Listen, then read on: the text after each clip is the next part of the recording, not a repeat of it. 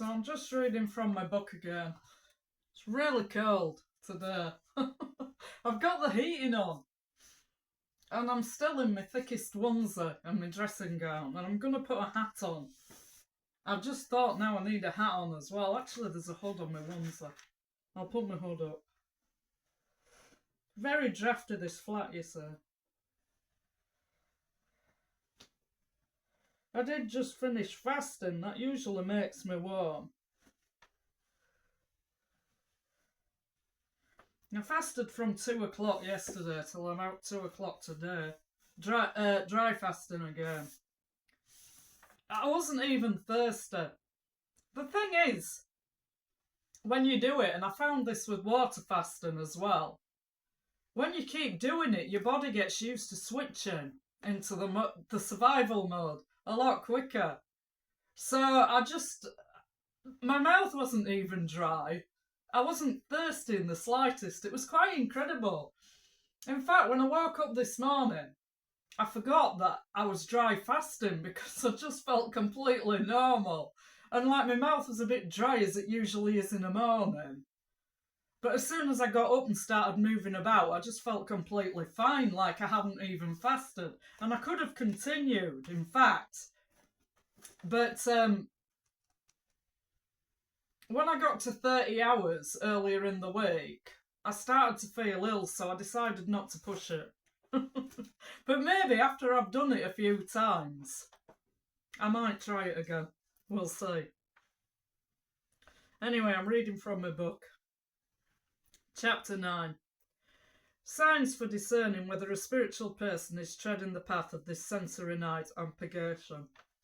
1. Because these aridities may not proceed from the sensory night and purgation, but from sin and imperfection, or weakness and lukewarmness, or some bad humour or bodily indisposition, I will give some signs here for discerning whether the dryness is the result of this purgation, or one of these other defects.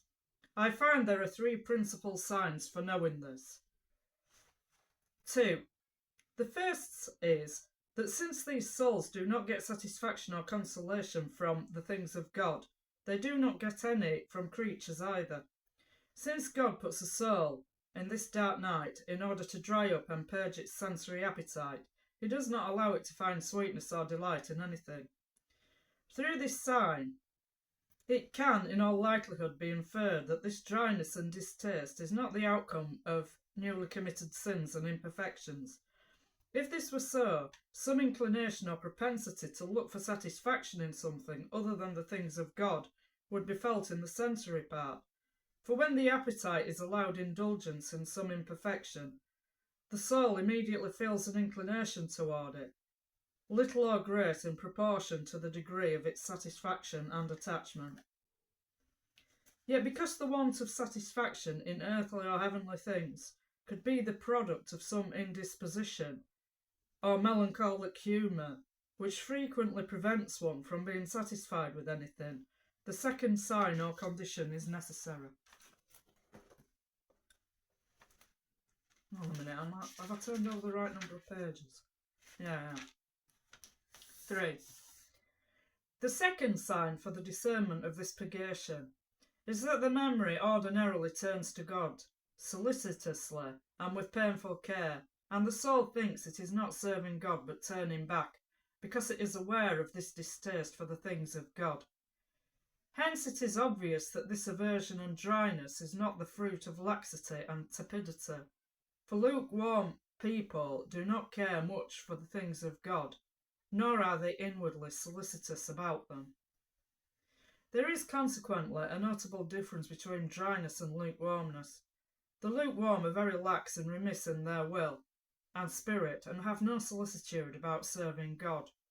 Those suffering from the purgative dryness are ordinarily solicitous, concerned and pained about not serving God. Even though the dryness may be furthered by melancholia or some other humour, as it often is, it does not thereby fail to produce its purgative effect in the appetite, for the soul will be deprived of every satisfaction and concerned only about God. If this humour is the entire cause, everything ends in displeasure and does harm to one's nature. and there are none of these desires to serve God that accompany the purgative dryness. Even though in this purgative dryness the sensory part of the soul is very cast down, slack and feeble in its actions, because of the little satisfaction it finds, the spirit is ready and strong. 4. The reason for this dryness is that God transfers his goods and strength from sense to spirit. Since the sensory part of the soul is incapable of the goods of spirit, it remains deprived, dry, and empty. Thus, while the spirit is tasting, the flesh tastes nothing at all and becomes weak in its work. There's a footnote that says this same maxim is followed in Ascent 2:17, 5, Cantico 16:5, Flame 3:39. But through this nourishment the spirit grows stronger and more alert and becomes more solicitous than before about not failing God.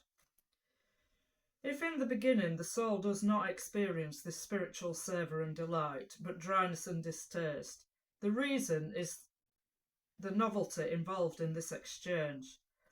Since its palate is accustomed to these other sensory tastes, the soul still sets its eyes on them. And since also its spiritual palate is neither purged nor accommodated for so subtle a taste, it is unable to experience the spiritual savour and good until gradually prepared by means of this dark and obscure night. The soul instead experiences dryness and distaste because of a lack of the gratification it formerly enjoyed so readily. 5. Those whom God begins to lead into these desert solitudes are like the children of Israel, when God began giving them the heavenly food, which contained in itself all savours, and changed to whatever taste each one hungered after. Wisdom 16:20-21. As is there mentioned, they nonetheless felt a craving for the tastes of the flesh meats and onions they had eaten in Egypt, for their palate was accustomed and attracted to them, more than to the delicate sweetness of the angelic manna. And in the midst of that heavenly food, they wept and sighed for flesh meat. Numbers 11:46. The baseness of our appetite is such that it makes us long for our own miserable goods, and feel aversion for the incommunicable heavenly good. 6. Yet, as I say, when these aridities are the outcome of the purgative way of the sensory appetite, the spirit feels the strength and energy to work, which is obtained from the substance of that interior food, even though in the beginning it may not experience the savour, for the reason just mentioned. This food is the beginning of a contemplation that is dark and dry to the senses. Ordinarily, this contemplation, which is secret and hidden from every one who receives it, imparts to the soul, together with the dryness and emptiness it produces in the senses, an inclination to remain alone and in quietude, and the soul will be unable to dwell on any particular thought, nor will it have the desire to do so. If those in whom this occurs know how to remain quiet, without care or solicitude about any interior or exterior work, they will soon, in that unconcern and idleness, delicately experience the interior nourishment. This reflection is so delicate that usually if the soul desires or tries to experience it, it cannot do so. For as I say, this contemplation is active, while the soul is in idleness and unconcern. It is like air that escapes when one tries to grasp it in one's hand. 7. In this sense we can interpret what the spouse said to the bride in the Song of Songs. Turn your eyes from me, because they made me fly away. Song of Songs 6:4. God conducts the soul along so different a path, and so puts it in this state that a desire to work with the faculties would hinder rather than help his work, whereas in the beginning of the spiritual life everything was quite the contrary. The reason is that now, in this state of contemplation, when the soul leaves discursive meditation and enters the state of proficience, it is God who works in it. He therefore binds the interior faculties and leaves no support in the intellect, nor satisfaction in the will, no remembrance in the memory. At this time a person's own efforts are of no avail, but are an obstacle to the interior peace and work God is producing in the spirit through the dryness of sense. Since this peace is something spiritual and delicate, its fruit is quiet, delicate, solitary, satisfying, and peaceful, and far removed from all other gratifications of beginners, which are very palpable and sensory. This is the peace that David says God speaks in the soul in order to make it spiritual. Psalm 85:8.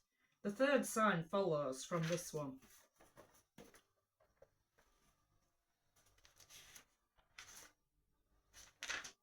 8. The third sign for the discernment of this purgation of the senses is the powerlessness, in spite of one's efforts, to meditate and make use of the imagination, the interior sense, as was one's previous custom. At this time, God does not communicate himself through the senses, as he did before, by means of the discursive analysis and synthesis of ideas, but begins to communicate himself through pure spirit, by an act of simple contemplation, in which there is no discursive succession of thought. The exterior and interior senses of the lower part of the soul cannot attain to this contemplation. As a result, the imaginative power and fantasy can no longer rest in any consideration or find support in it. There's a footnote here. Of these three signs, two are negative: lack of satisfaction, inability to practice discursive meditation, and one positive: solicitude about not failing God. The positive sign is the best indicator of God's communication: faith, hope, and love. These signs coincide with those explained in Ascent 2:13. Except that here the positive sign represents an earlier phase of the transition to contemplation. Chapter 10. The conduct required of souls in this dark night. 1. At the time of the aridities of this sensory night, God makes the exchange we mentioned. By withdrawing the soul from the life of the senses and placing it in that of the spirit. That is, he brings it from meditation to contemplation, where the soul no longer has the power to work or meditate with its faculties on the things of God. Spiritual persons suffer considerable affliction in this night, owing not so much to the aridities they undergo, as to their fear of having gone astray. Since they do not find any support or satisfaction in good things, they believe there will be no more spiritual blessings for them, and that God has abandoned them. They then grow weary and strive, as was their custom, to concentrate their faculties with some satisfaction on a subject of meditation. And they think that if they do not do this, and do not feel that they are at work, they are doing nothing. This effort of theirs is accompanied by an interior reluctance and repugnance on the part of the soul, for it would be pleased to dwell in that quietude and idleness without working with the faculties. They consequently impair God's work and do not profit by their own. In searching for spirit, they lose the spirit that was the source of their tranquillity and peace. They are like someone who turns from what has already been done in order to do it again, or like one who leaves a city only to re-enter it, or they are like a hunter who abandons the prey in order to go hunting again. It is useless then for the soul to try to meditate, because it will no longer profit by this exercise. 2. If there is no one to understand these persons, they either turn back and abandon the road or lose courage, or at least they hinder their own progress because of their excessive diligence in treading the path of discursive meditation. They fatigue and overwork themselves, thinking that they are failing because of their negligence or sins. Meditation is now useless for them because God is conducting them along another road, which is contemplation, and is very different from the first. For the one road belongs to discursive meditation, and the other is beyond the range of the imagination and discursive reflection. 3. Those who are in this situation should feel comforted. They ought to persevere patiently and not be afflicted. Let them trust in God, who does not fail those who seek him with a simple and righteous heart. Nor will he fail to impart what is needed for the way until getting them to the clear and pure light of love. God will give them this light by means of that other night, the night of spirit, if they merit that he placed them in it. 4. The attitude necessary in the night of sense is to pay no attention to discursive meditation, since this is not the time for it. They should allow the soul to remain in rest and quietude, even though it may seem obvious to them that they are doing nothing and wasting time, and even though they think this disinclination to think about anything is due to their laxity. Through patience and perseverance in prayer, they will be doing a great deal without activity on their part. All that is required of them here is freedom of soul, and they liberate themselves from the impediments and fatigue of ideas and thoughts, and care not about thinking and meditating. They must be content simply with a loving and peaceful attentiveness to God, and live without the concern, without the effort, and without the desire to taste or feel him. All these desires disquiet the soul and distract from the peaceful, quiet, and sweet idleness of the contemplation that is being communicated to it. 5. And even though more scruples come to the fore concerning the loss of time and the advantages of doing something else, since it cannot do anything or think of anything in prayer, the soul should endure them peacefully, as though going to prayer means remaining in ease and freedom of spirit. If individuals were to desire to do something themselves with their interior faculties, they would hinder and lose the goods that God engraves on their souls through that peace and idleness. If a model for the painting or retouching of a portrait should move because of a desire to do something, the artist would be unable to finish and the work would be spoiled. Similarly, any operation, affection, or thought a soul might cling to when it wants to abide in interior peace and idleness would cause distraction and disquietude and make it feel sensory dryness and emptiness. The more a person seeks some support in knowledge and affection, the more the soul will feel the lack of those, for this support cannot be supplied through these sensory means. 6. Accordingly, such persons should not mind if the operation of their faculties are being lost to them.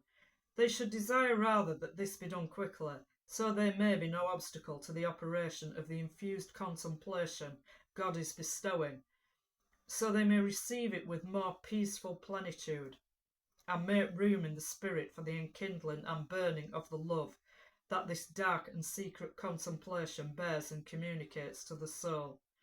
For contemplation is nothing else than a secret and peaceful and loving inflow of God, which, if not hampered, fires the soul in the spirit of love, as is brought out in the following verse. There's a footnote here. 2. In this number, John uses the term infused contemplation for the first time. The terms infused, supernatural, and passive are used similarly. Here he gives a definition of what he means by infused contemplation. In considering the effects it produces in the soul, he will employ other terms such as purgative, illuminative, and unitive. So, when I was in a Zoom conference the other day, I was struggling to think of this definition of contemplation. Because when people use contemplation these days, they often mean, what they mean by it really is meditation. They're meditating on something, which is an active process. And it's not without its benefits. Except, as he says, once you've reached the stage of real contemplation, meditation is a hindrance, and it's like turning back to something that you've already done. like a hunter abandoning the prey in order to go hunting again. And it's a trial to be distracted, even by something that may be beneficial in other contexts. It's a trial to be distracted from the contemplation that's infused by God, that's completely passive.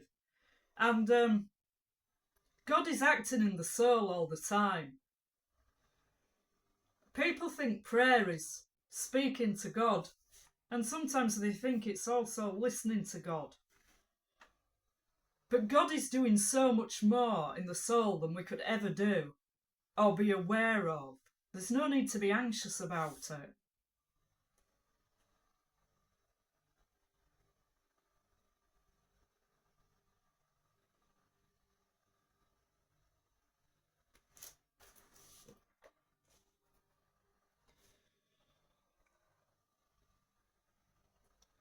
For contemplation is nothing else than a secret and peaceful and loving inflow of God, which, if not hampered, fires the soul in the spirit of love, as is brought about in the following verse, fired with love's urgent longings.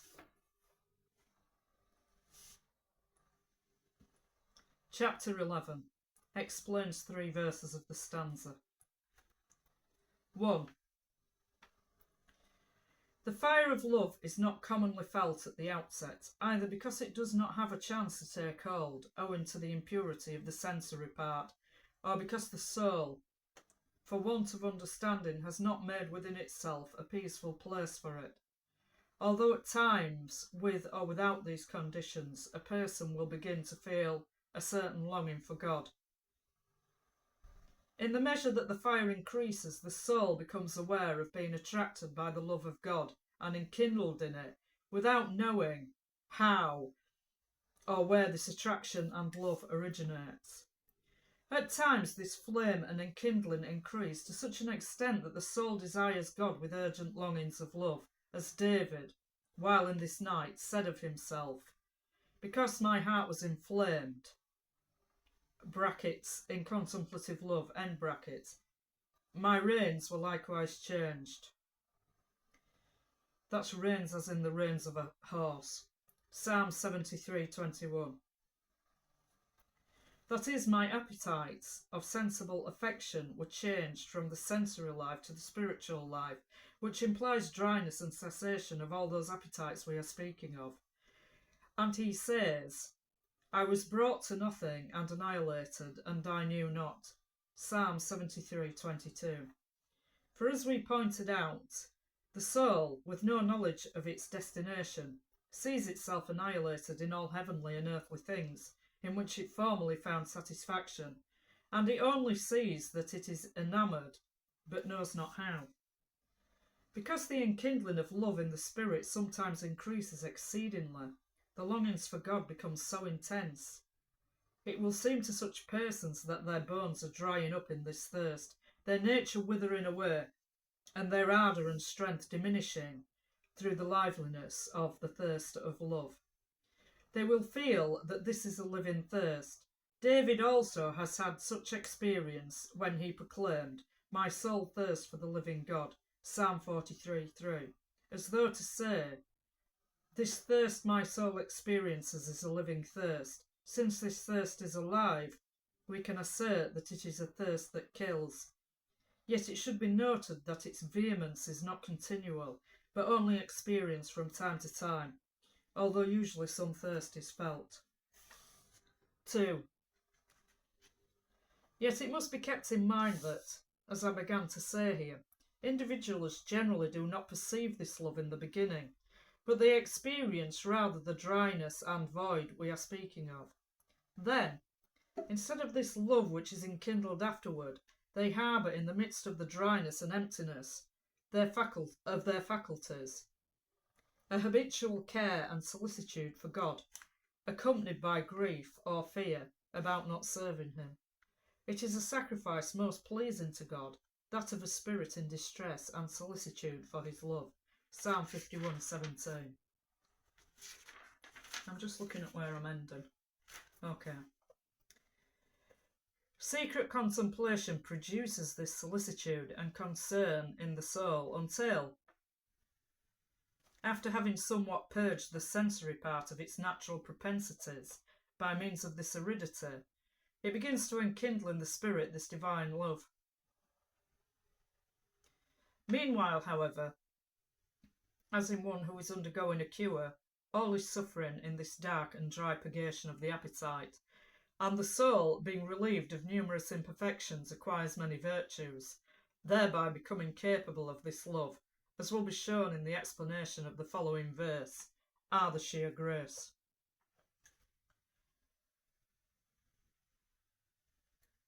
(3)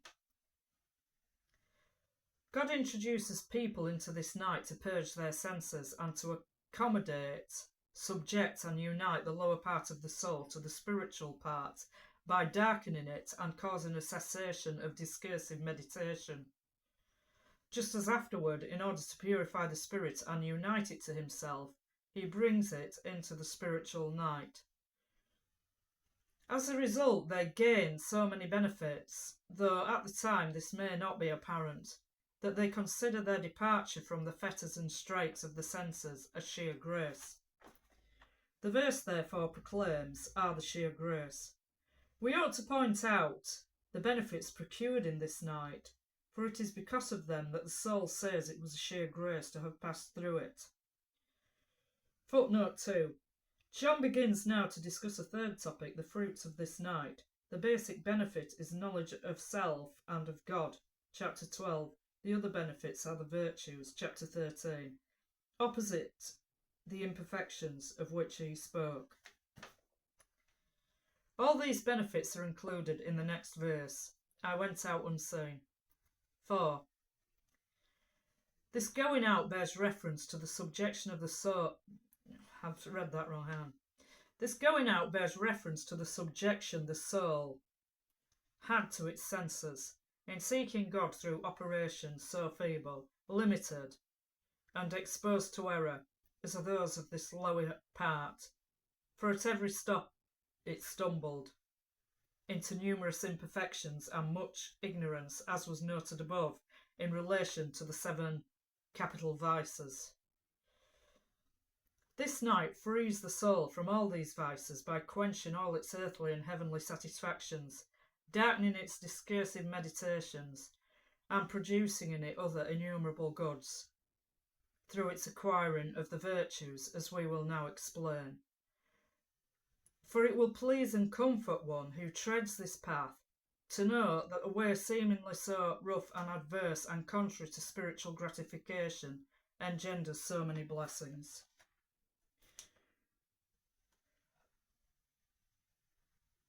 These blessings are attained when by means of this night the soul departs from all created things in its affections and operations and walks on toward eternal things. This is a great happiness and grace, first because of the signal benefit of quenching one's appetite and affection for all things, second because there are very few who will endure the night and persevere in entering through the narrow gate and treading this constricted road that leads to life, as our Saviour says, Matthew 7:14. This narrow gate is the dark night of sense, in which the soul is despoiled and denuded, in order to enter it, and grounded in faith, which is foreign to all sense, that it may be capable of walking along the constricted road, which is the night of spirit. The soul enters this second night so that it may journey to God in pure faith, for pure faith is the means whereby it is united with God. Few there are who walk along this road, because it is so narrow, dark, and terrible, that, in obscurities and trials, the night of sense cannot be compared to it, as will be explained. Yet the benefits of this night are incomparably greater than those of the night of sense. We will say something now about the benefits of the night of sense, as briefly as possible, in order to pass on to our exposition of the other night.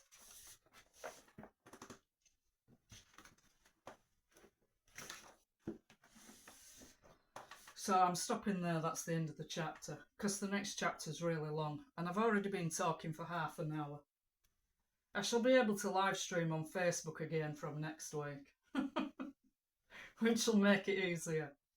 So I posted a video on Facebook, I think it was about the CIA or something, and anyway, that was when they banned me.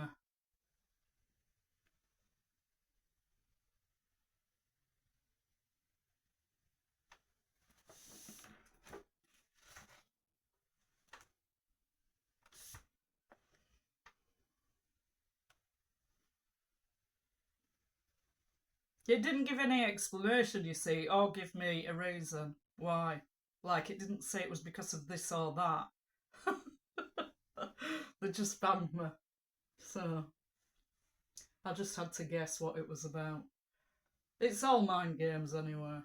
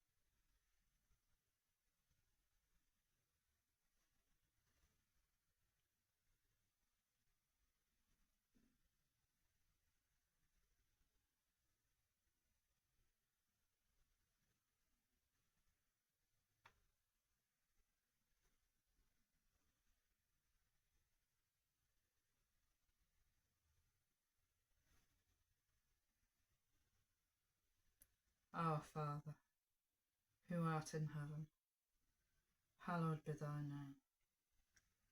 Thy kingdom come, thy will be done, on earth as it is in heaven. Give us this day our daily bread, and forgive us our trespasses, as we forgive those who trespass against us. And lead us not into temptation, but deliver us from evil. Amen.